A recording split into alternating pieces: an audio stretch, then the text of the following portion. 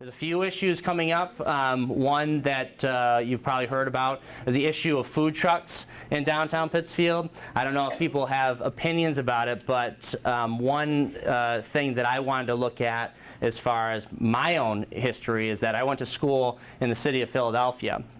And one of the great things about Philadelphia was that you had this vibrancy of a lot of great restaurants, but you also, for say a college student, had an opportunity to go and get a sandwich at a food truck and be able to eat your sandwich on the way to track practice, which I did quite a bit.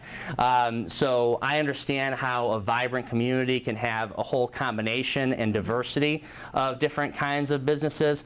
In addition to that, in particular in Pittsfield, a lot of our food trucks that we have are owned by young entrepreneurs, people that may not be able to invest 40, 50, 100,000 into a major property, but maybe they can invest $10,000 or $20,000 into a food truck and then ultimately be able to do business in Pittsfield and be an entrepreneur that way. So, so my vision for downtown would be one that does include some food trucks. So then the question is, how do we make that work? And then that's what the City Council and the Subcommittee Ordinance and Rules is working out right now. We're going to get a recommendation that comes back from the Office of Community Development, from the City Planner on a particular ordinance. And really, you know, to me, fairness isn't the right word, because you have a lot of restaurants, the so-called brick and mortar restaurants, who are concerned about food trucks stepping in and providing competition on some level.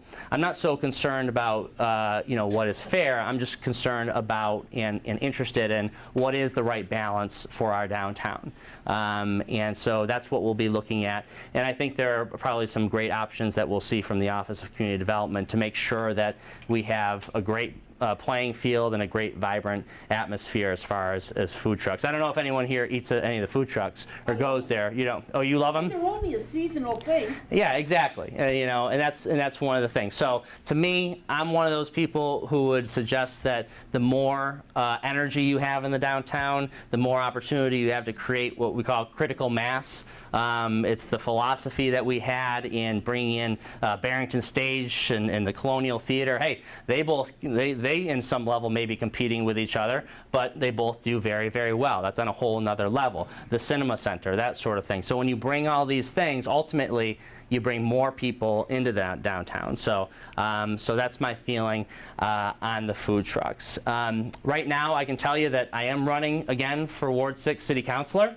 Thank you.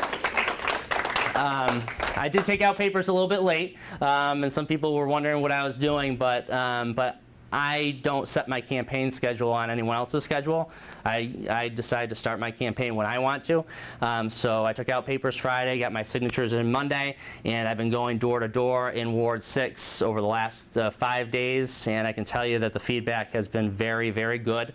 We've accomplished some great things over the past 4 years. There have been more infrastructure improvements in Ward 6 in the past 4 years than we saw in the prior decade. We had more roads completed, more neighborhoods that were redone, more sidewalks, with the exception of Berkshiretown, but we're going to get there, done than in the previous 10 years in Ward 6, and I'm very proud of that. We also had a lot of collaborations in the past. We talked about the successes that we've seen with mosquito control, and that was a challenge to overcome, and we were able to get there. And there are many, many other issues, and I'm proud to say for our businesses in Pittsfield, after years of years with my colleague Mike Ward trying to do this and getting voted down, we finally this past year were able to reduce the business property tax on that split tax rate just a little bit more to save businesses more. So I think we're setting a new trend to become more business friendly in Pittsfield because of that. And over the years, I've been a really staunch advocate of our schools, continuing to invest in something that is such a big investment for us, and enhancing our quality of life in Pittsfield and making sure that Pittsfield is a place where people want to come live, work, and play. play. So I'm not going to talk any longer now because you're here to see Tricia Farley-Bouvier. Now, I've known Tricia for many years. I've worked with her when I was working in City Hall. She was a city councilor, an at-large city councilor, and she was always a very diligent, compassionate, focused city councilor, and I was always happy to work with her, and she was always very progressive. And then later on, she actually worked in City Hall as well for a while, and she did yeoman's work on this school building needs process, which is still ongoing today, but we wouldn't be anywhere near where we are today if it wasn't for her work and then for the work that she's continuing to do on it as a state representative. And I'm very, very happy that we have her on our team trying to get our school either renovated or have a new school on the Valentine Road campus. So.